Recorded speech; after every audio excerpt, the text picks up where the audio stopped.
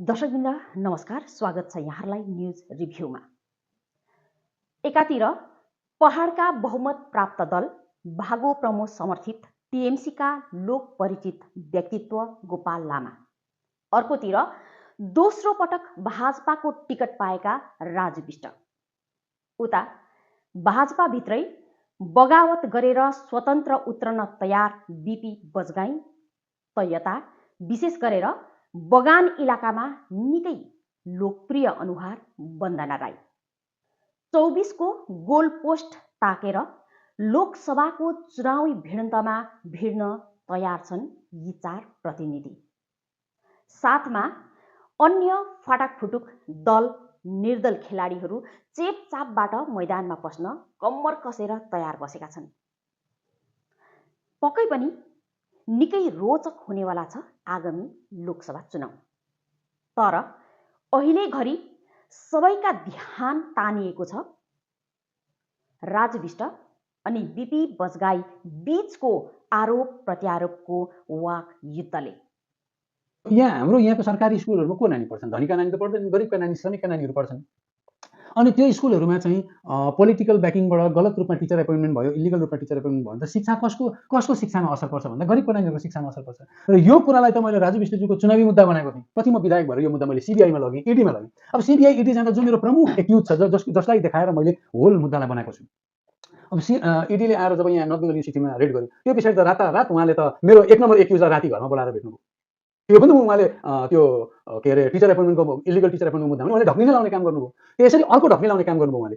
यहाँ जब जल जीवन मिसनको पैसा केन्द्रबाट आयो, म गाउँ गाउँ घुमेर हरेक ठाउँ गएर एक-एकवटा भ्रष्टाचार देखाएर हिँडेँ, जबकि उहाँ चाहिँ प्लानिङ र इम्प्लिमेन्टेसनको मेम्बर हुनुहुन्थ्यो जल जीवन। उहाँ आफै प्लानिङ र इम्प्लिमेन्टेसनको मेम्बर भएर किन यो मुद्दामा हात हाल्नु भएन? यो पनि ढक्नी लाउने काम गर्नुभयो। अर्को, मैले बारम्बार चिया श्रमिक र सिन्कोना श्रमिकको जमिनको ल्यान्ड राइटको कुरा गर्दाखेरि चाहिँ यो मैले 5 डेसिमलको विरोध पनि गरेँ।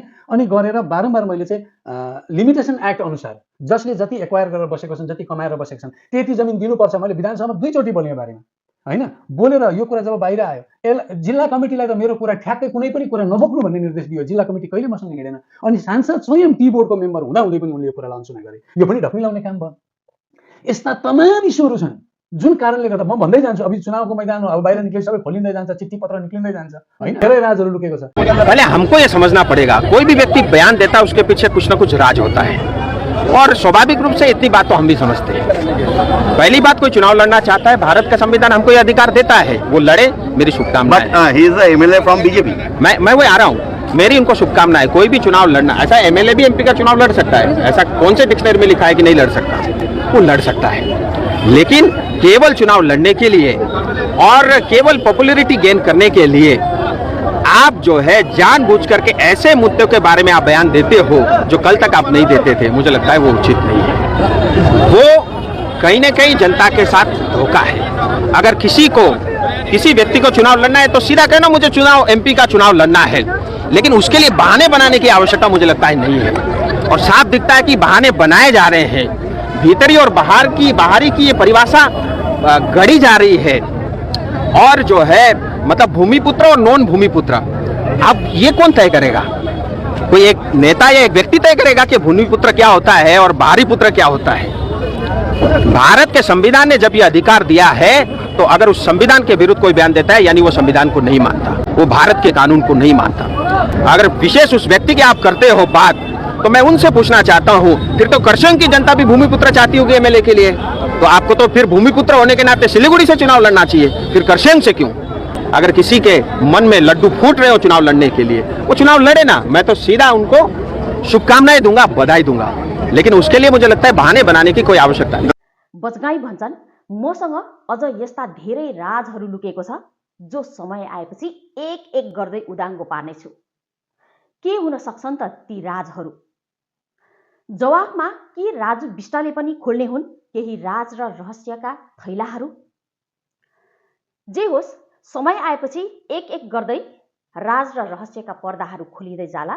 तर अहिले घरि भने पार्टीले दोस्रो पटक पनि विश्वास गरेर टिकट थमाएपछि र साथसाथै पहाडका एउटा ठूला जमातका जनसमर्थन प्राप्त भएपछि यो बेला राजु विष्टको आत्मविश्वास भने 7औं आसमानमा पुगेको छ।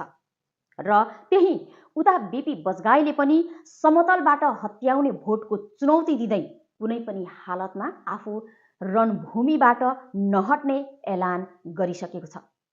यस्तोमा आगामी लोकसभाको मैदानमा दार्जिलिङ संसदीय क्षेत्रमा भाजपा उम्मेद्वार बनाम भाजपा स्वतन्त्र उम्मेद्वार बीच के हुने हो त प्रतिस्पर्धा? के पार्टीकै दुई नेताहरूमाझ हुने हो त टक्कर? हेर्दै गर्नुहोला, म फेरि आउनेछु।